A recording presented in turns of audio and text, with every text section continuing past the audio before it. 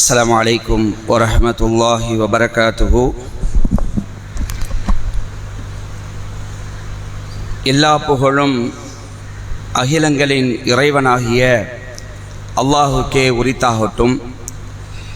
அல்லாஹுடைய இறுதி தூதர் நபிகள் நாயகம் ஸல்லல்லாஹு அலைஹி வஸல்லம் அவர்கள் மீதும் அவர்களுடைய குடும்பத்தார்கள் மீதும் நபி தோழர்கள் மீதும் இந்த சத்திய மார்க்கத்தை பின்பற்றி நடந்த அத்துணை மக்கள் மீதும், குறிப்பாக இங்கு சுபுகுடைய தொழுகையை ஜமாத்தோடு நிறைவேற்றிவிட்டு அல்லாஹுடைய மார்க்கத்தை அறிந்து கொள்ள வேண்டும் என்ற நோக்கத்திற்காக ஒன்று குணமிருக்கும் நம் அனைவர் மீதும் அல்லாஹுடைய சாந்தியும் சமாதானமும் வற்றாத பெருங்கருணையும் என்றென்றும் நிலவட்டுமாக என்று பிரார்த்தித்தவனாக, நேற்றைய தினம் சூரத்துல் பக்கராவுடைய 255வது வசனமாக இருக்கக்கூடிய ஆயத்துல் குர்சி, அதனுடைய சிறப்புகளை நாம் பார்த்தோம்.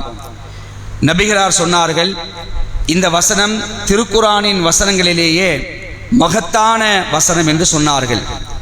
அதே போன்று ஒவ்வொரு ஃபர்தான தொழுகைக்கு பிறகும், கடமையான தொழுகைக்கு பிறகும் யார் இந்த ஆயத்துல் குர்சியை ஓதுகிறாரோ அவர் சொர்க்கம் செல்வதற்கு மரணத்தை தவிர வேறு எதுவும் தடையாக இருக்காது என்று அல்லாஹுடைய தூதர் ஸல்லல்லாஹு அலைஹி வஸல்லம் அவர்கள் கூறியுள்ளார்கள்.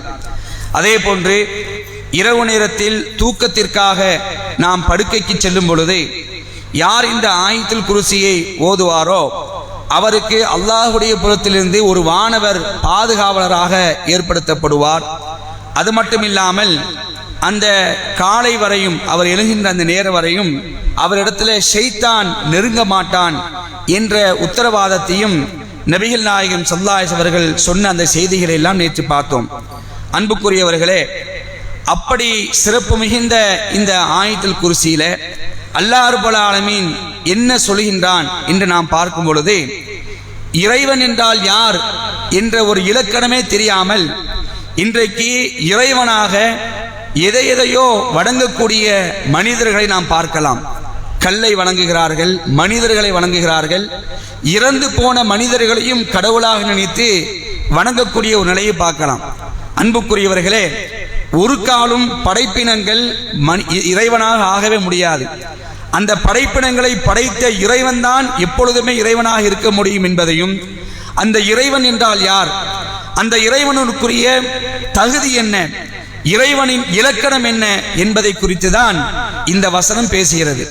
அன்புக்குரியவர்களே, அல்லாஹ் ரப்பல் ஆலமீன் தன்னை பற்றி இந்த வசனத்தில் சொல்லும் பொழுது, அல்லாஹு லா இலாஹ இல்லா ஹுவல் ஹய்யுல் கய்யூம், இப்படி அல்லாஹ் ஆரம்பிக்கிறான்.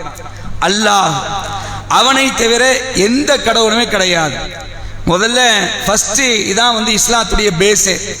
லா இலாஹ இல்லல்லாஹ், வணக்கத்துக்குரியவன், தகுதியானவன் அல்லாஹ்வை தவிர வேறு யாருமே இல்லை என்பதுதான் இஸ்லாத்துடைய பேஸ்மெண்ட். அந்த பேஸத்தான் அல்லாஹ் நினைச்சான் இந்த வசனத்துல ஆரம்பமாக சொல்கிறான். அல்லாஹு, அல்லாஹ், லா இலாஹ இல்லா ஹுவல் ஹய்யுல் கய்யூம், அவனை தவிர வேறு எந்த கடவுளும் கிடையாது. அவன் எப்படிப்பட்டவன் தெரியுமா? அவன் நித்திய ஜீவன், அவன் என்றென்றும் உயிரோடு இருப்பவன், அவனுக்கு அழிவே கிடையாது. இறைவனுக்கு என்ன இல்லை? அழிவே இல்லை. மற்ற எல்லாமே அழிந்துவிடும். இந்த உலகம், வானம், பூமி, இதில் வாழக்கூடிய மனித சமுதாயம், அத்துணை அண்ட சராசரங்களும் அழிந்துவிடும். அல்லாஹ் மட்டும்தான் நிலைத்திருப்பான் என்பது இஸ்லாத்துடைய பேஸை அல்லாஹ் நினைச்சான் இந்த வசனத்துல சொல்லி காட்டுறான்.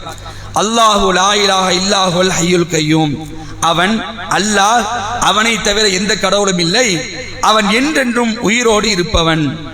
அடுத்தது அல்லாஹ் பேசுகிறான், லா தஅஹுதுஹு சினத்தும் வலா நௌம், அல்லாஹ் எப்படிப்பட்டவன்?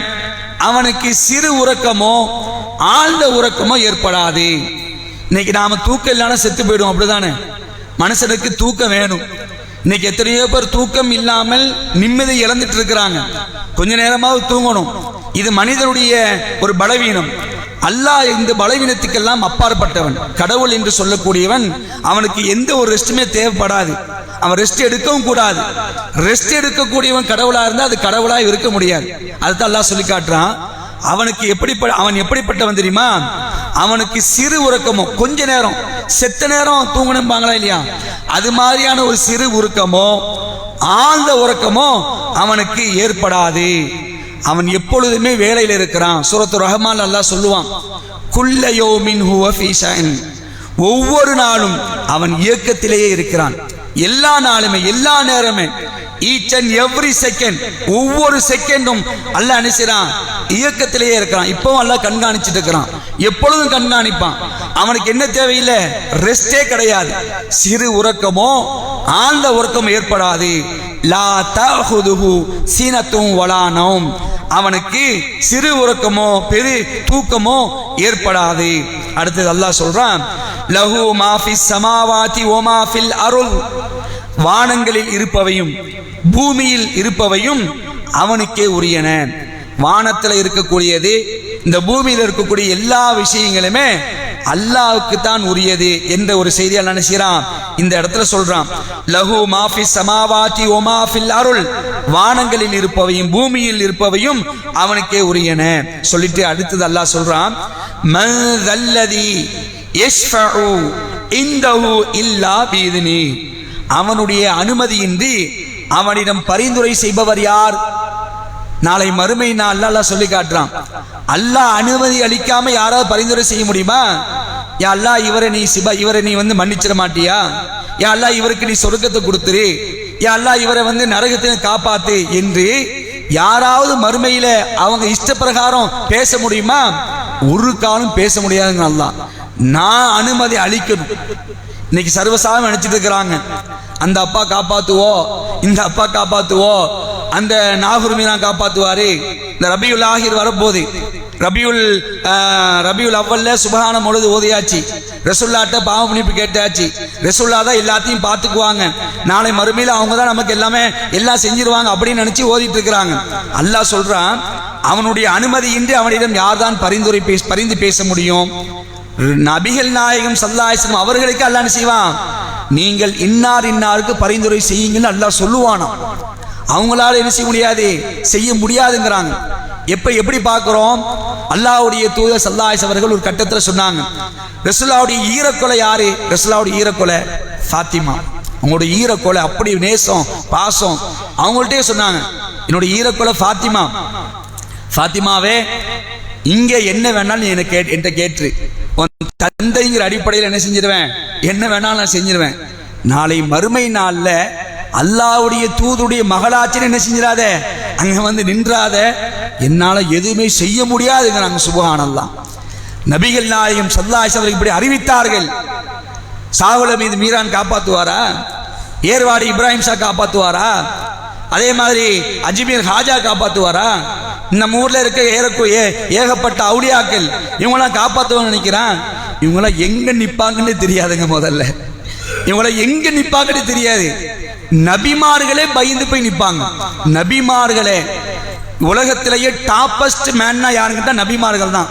நம்மலாம் யாரையும் சொல்லலாம் முடியாது, இந்த அப்பா நல்லவோ, இந்த அப்பா நல்லவா, இவர் அவுலியா, அப்படிலாம் யாரையும் சொல்ல முடியாது. அல்லாஹ் யாரை அவுலியா என்று அறிவித்தானோ, இறைநேசர்கள், நான் இவரை நேசிக்கிறேன் என்று அறிவித்தானோ அவர்கள் தான் இறைநேசர்கள். அப்படி இறைநேசர்கள் யார் தெரியுமா? நபிமார்கள் தான். அந்த நபிமார்களை நாளை மறுமையில அந்த திடுக்கத்தை பார்த்து, அந்த மறுமையுடைய அந்த வேதனையை பார்த்து அவங்களே என்ன செய்வாங்க, பயந்து நிற்பாங்க என்று நபிகள் நாயகம் ஸல்லல்லாஹு அலைஹி அவர்கள் பல்வேறு சந்தர்ப்பங்கள் சொல்லி காட்டுறாங்க. அதைத்தான் அல்லாஹ் சொல்லி காட்டுறான், லா தௌஹுதுஹு, அதாவது மன் தல்லதி யஷ்ஃபஉ இன்தஹு இல்லா பிஇذنி, அவனுடைய அனுமதியின்றி அவனிடம் பரிந்துரைப்பவர் யார், பரிந்து பேசக்கூடியவர் யார் என்று அல்லாஹ் அப்படி கேட்கிறான். அடுத்தது அல்லாஹ் பேசுகிறான், யஅலமு மா பைன ஐதீஹிம் வ மா கல்ஃபஹும், அவன் அவர்களுக்கு முன்னுள்ளவற்றையும் அவர்களுக்கு பின்னுள்ளவற்றையும் அறியக்கூடியவனா இருக்கிறான். அல்லாஹ் எப்படிப்பட்டவன்? உங்களுக்கு முன்னாடி நடந்தது அல்லது உங்களுக்கு முன்னாடி இருப்பது, உங்களுக்கு பின்னாடி நடக்க போறது, உங்களுக்கு பின்னாடி இருப்பது, இவை எல்லாத்தையுமே அல்லாஹ் நன்கறியக்கூடியவனா இருக்கிறான்.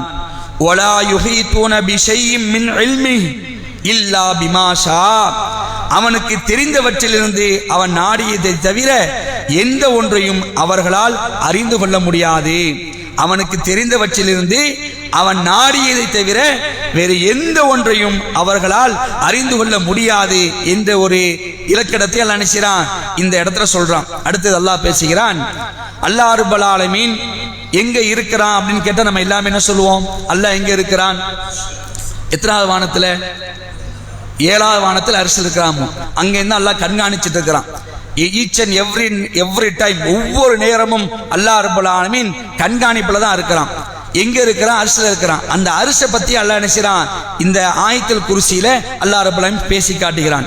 ஓசிய குர்சியுஹு சமாவாதி வல் அர்ல, அவனது குர்சி எனும் இருக்கையானது, அல்லாஹ்வுடைய அந்த சிம்மாசனமானது எப்படிப்பட்டது? அதாவது புளூரலா பேசுறான். சமாவாதி அப்படிங்கிறான், வானங்கள். அதாவது 1 வானம் 2 வானம் 3 வானம் 7 வானம் இருக்கா இல்லையா? இந்த 7 வானத்தை எல்லாம் சேர்த்து சொல்றான். வானங்கள் பூமியை விட விசாலமானது. அல்லாஹ்வுடைய அரிசி எப்படிப்பட்டது கேட்டீங்கன்னா, நாம பார்க்கக்கூடிய இந்த வானங்கள், இந்த பூமி, இது எல்லாத்தையும் விட அல்லாஹ்வுடைய அரிசி என்பது விசாலமானது. அதை கொண்டு உள்ள வச்சா நிச்சயம் அது அடங்கும். அல்லாஹ்வுடைய அரிசில 7 வானத்தை கொண்டு போய் வைக்கலாம், பூமியை கொண்டு வைக்கலாம், அண்ட சராசரத்தை கொண்டு போய் வைக்கலாம்.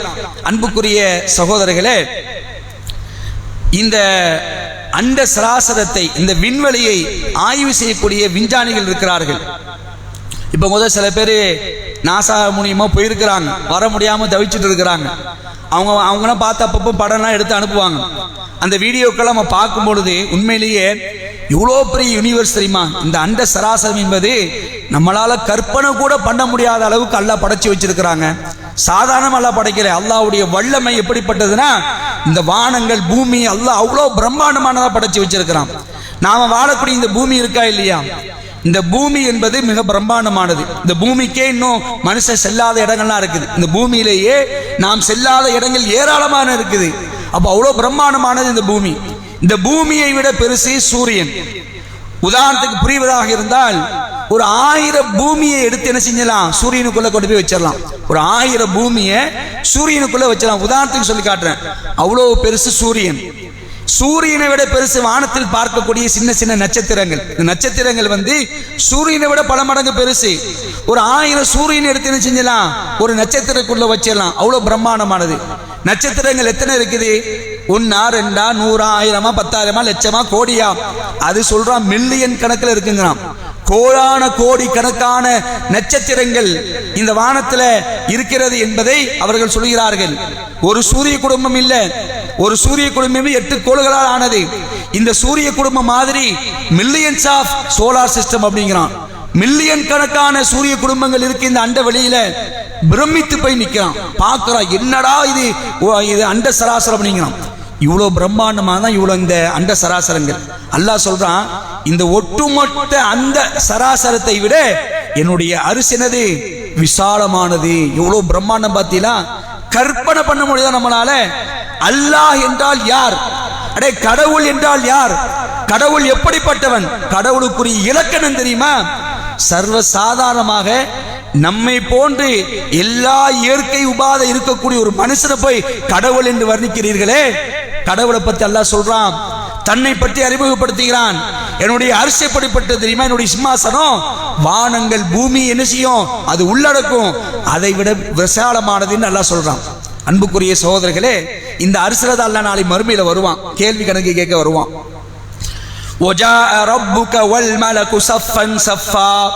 மலக்குமார்கள் அணிவகுக்க அல்லாஹ் என்ன செய்வான்? கேள்வி கணக்கு கேட்பதற்காக, விசாரணைக்காக வருவான். அவனுடைய அரிசை வானவர்கள் சுமந்து வருவார்கள். எத்தனை வானவர்கள் சுமப்பார்கள்? எத்தனை வானவர்கள் சுமப்பார்கள்? 7 8 8 வானவர்கள். 8 வானவர்கள் தான் இந்த பிரம்மாண்டமான அரிசை சுமந்து வருவாங்க. ரசூலுல்லாஹ் சொல்றாங்க, இந்த 8 வானவர்கள் இருக்காங்க இல்லையா, இந்த 8 வானவர்கள்ல ஒரு வானவரை பத்தி அறிவிக்கிறதுக்கு அல்லாஹ் எனக்கு அனுமதி அளிச்சான். ஒரு வானவரை பத்தி நான் சொல்றேன் அப்படிங்கிறாங்க. என்ன சொன்னாங்க ரசூலுல்லாஹ்? அந்த வானவர் இருக்கிறார் இல்லையா, அவருடைய காது சேனைக்கும் இந்த காதுக்கும் இந்த தோல் புஜத்துக்கும் உள்ள இடைவெளி மட்டும் ரசூலுல்லாஹ் சொல்றாங்க. அந்த அரிசி சுமக்கக்கூடிய 8 வானவர்கள்ல ஒரு வானவரை பத்தி நான் அறிவிக்கிறவங்களுக்கு அதுக்கு அல்லாஹ் எனக்கு அனுமதி அளிச்சான். அவருடைய காது, அந்த காதுக்கும் அவருடைய தோல் புஜத்துக்கும் இருக்கக்கூடிய இடைவெளி எவ்வளவு தெரியுமா? 700 ஆண்டுகள் பயணம் செய்யக்கூடிய தூரங்கிறாங்க ரசூலுல்லாஹ். 700 ஆண்டுகள் பயணம் செய்யக்கூடிய தூரம் தான் ஒரு அரிசி சுமக்கக்கூடிய வானவருடைய அந்த காதுக்கும் தோல் புஜத்துக்கும் இருக்கக்கூடிய இடைவெளி அப்படிங்கிறாங்க. இப்படிப்பட்டதா என்னது அல்லாஹ்வுடைய அரிசி, அந்த அரிசி சுமக்கக்கூடிய வானவர்களே பிரம்மாண்டமாக இருப்பார்கள். அதைத்தான் அல்லாஹ் பேசுறான், ஒசிய குர்சியு சமாவாத்தி வல்லரல, அல்லாஹ்வுடைய இருக்கையானது, அவனுடைய இருக்கையானது வானங்கள் பூமியை விட மிக விசாலமானது. வலா யஊது ஹிஃபுதுஹுமா வஹுவல் அலியுல் அலீம். அந்த ரெண்டையும், இந்த வானங்களையும் இந்த பூமியையும் அவன் பாதுகாப்பது அவனுக்கு சிரமம் கிடையாது. ரெண்டையும் அல்லாஹ் என்ன செய்றான், தன்னுடைய கண்ட்ரோல்ல வச்சிருக்கிறான். அவன் நான்னா என்ன வேணாலும் பண்ணுவான், ஆனா இதோடைய கண்ட்ரோல் அல்லாஹ் அவன் புறத்துல வச்சிருக்கிறான். அவ்விரண்டையும் பாதுகாப்பது அவனுக்கு சிரமம் அல்ல. அவன் உயர்ந்தவன், அவன் மகத்தானவன். ஒஹுவல் அலியுல் அலீம், அவன் உயர்ந்தவன் மகத்தானவன் என்ற ஒரு செய்தியால் என்ன செய்றான் இந்த வசனத்தை சொல்லி காட்டுறான். அன்புக்குரியவர்களே, இந்த வசனத்தை விளங்கி ஓதக்கூடிய மக்களா இருக்கணும் இன்ஷா அல்லாஹ். இந்த வசனத்தை நிச்சயம் விளங்கி அல்லாஹ்வுடைய தன்மை, அல்லாஹ்வுடைய ஆற்றல், அல்லாஹ்வுடைய சக்தி, அல்லாஹ்வுடைய வல்லமை, இதை உணர்ந்து இந்த வசனத்தை ஓதக்கூடிய நன்மக்களாக நாம் இருப்போம். இந்த வசனத்தை புரிந்து நடக்கக்கூடிய நன்மக்களாக அல்லாஹ் ரப்பல் ஆலமீன் உங்களையும் என்னையும் நம்முடைய குடும்பத்தவர்கள் அனைவர்களையும் ஆக்கி அருள்புரிவானாக என்று அல்லாஹ்விடத்திலே பிரார்த்தித்தவனாக இந்த உரை